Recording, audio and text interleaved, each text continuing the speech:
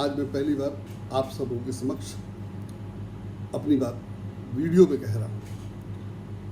आइए, कोविड आपदा राहत कोष पीएम केयर्स को जरा जाने, समझे और देखें प्रधानमंत्री और देश क्या कर रहा है। प्रधानमंत्री नरेंद्र मोदी ने आपदा प्रबंधन अधिनियम 2005 के तहत प्राप्त शक्तियों का उपयोग करते हुए देशव्यापी लॉकडाउन की घोषणा की, पर आपदा राहत कोष के लिए कुछ नहीं किया।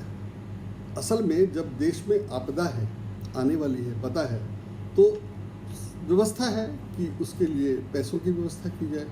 तो NDN आपदा राहत कोष के लिए NDRF का गठन किया जाना चाहिए था, पर अभी तक ऐसा कुछ हुआ नहीं है।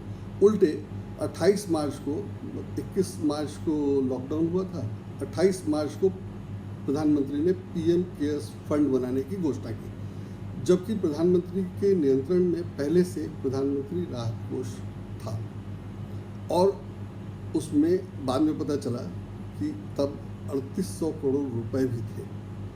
तो एक समानांतर कोष की कोई ज़रूरत नहीं थी, फिर भी बनाया गया, वो तो एक बात है। लेकिन दूसरा ये है कि आपदा राहत कोष भी होना चाहिए। आइए उसको भी देखते हैं कि वह क्या है।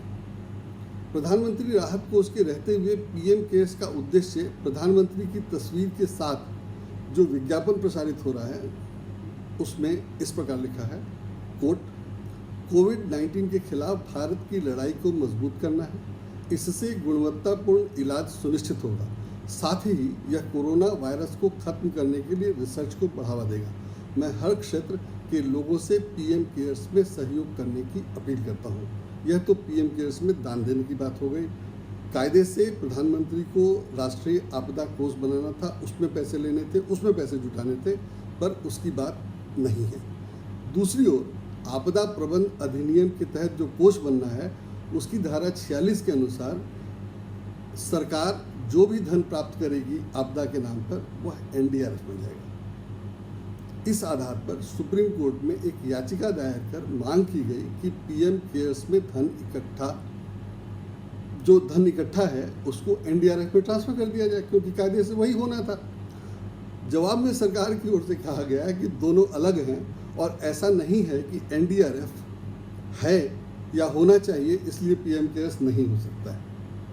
आप जानते हैं कि प्रधानमंत्री के विवेक से खर्च करने और दान लेने के लिए प्रधानमंत्री राहत कोष पहले से है, उसके बावजूद पीएम केयर्स बनाया गया और पीएम केयर्स में करीब 10,000 करोड़ रुपए होने के बावजूद अभी तक 3100 करोड़ रुपए खर्च किए जाने की ही सूचना है, जबकि इतना पैसा प्रधानमंत्री को उसमें था पहले से। तो अगर उतना ही खर्च करना था तो इसकी तो कोई ज़रूरत ही नहीं थी। फिर भी अब आगे देखते हैं। इसके बावजूद आपदा की स्थिति के लिए राष्ट्रीय आपदा कोष बनाया जाना था, जो संभवतः बना ही नहीं है। अगर आप आपदा राहत कोष से संबंधित नियम जानेंगे तो केंद्र सरकार की मनमानी साफ हो जाएगी। इसके मुताबिक सरकार को आधिकारिक गजट में अधिसूचना के जरिए केंद्र एक फंड बनाना है जिसका नाम होगा नेशनल डिजास्टर रिस्पांस फंड। इसका उपयोग किसी भी खतरनाक आपदा स्थिति का मुकाबला करने के लिए होगा और इसमें जो राशि डाली जाएगी वह इस काम के लिए केंद्र सरकार संसद में बनाए कानून के तहत उचित विनियोग के बाद वह राशि मुहैया करा सकती है। जो भी हो, वो कितना होगा वो नहीं बताया गया। और दूसरा, कोई भी ग्रांट जो किसी व्यक्ति या संस्था द्वारा आपदा प्रबंधन के लिए दिया जाए वह आपदा कोष में जाएगा। इसके बावजूद सरकार ने आपदा में अवसर देखा और पीएम केयर्स बना लिया, जिसमें 7,000 करोड़ रुपए होने के बावजूद देश की गरीब जनता इलाज के लिए अंतिम संस्कार तक में भारी खर्च करने को मजबूर है। सरकार की ओर से जो दिया गया है वह नहीं के बराबर है और अभी तक यह समझ नहीं आ रहा है कि आगे के लिए सरकार की क्या योजना है। अर्थव्यवस्था पटरी पर आए उसके लिए कुछ किया जाता दिख नहीं रहा है। और तो और चीनी ऐप पर प्रतिबंध तथा चीनी सामान के आधे अधूरे विरोध से स्थिति स्पष्ट नहीं है और निश्चित रूप से इस अनिश्चितता का नुकसान भी अर्थव्यवस्था को होगा। कहने की ज़रूरत नहीं है कि ऐप पर प्रतिबंध जल्दी में लगाया गया और ऐसा नहीं कहा गया है कि इसे हटाया ही नहीं जाएगा।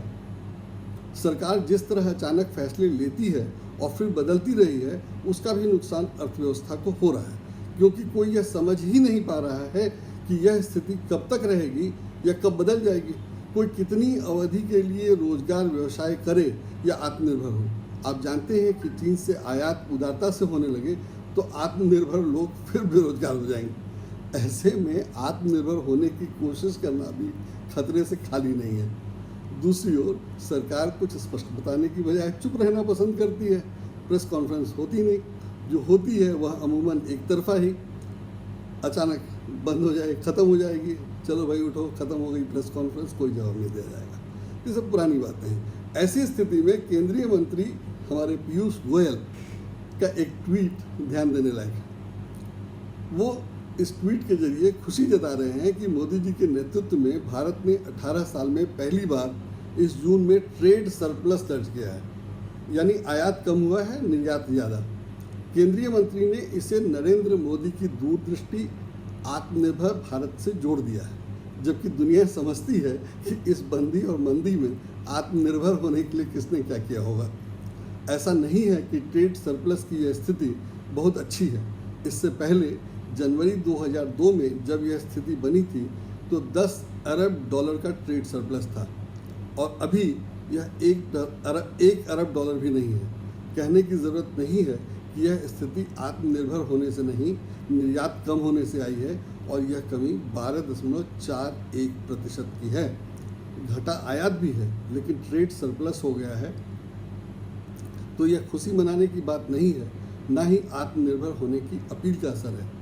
यहाँ यह भी याद कर लेना चाहिए कि खराब आर्थिक स्थिति अर्थव्यवस्था के घटिया प्रबंध के कारण है, और यह कई सालों का नतीजा है। पर सरकार को कोविड-19 का बहाना और सहारा मिल गया है। जय हो, धन्यवाद।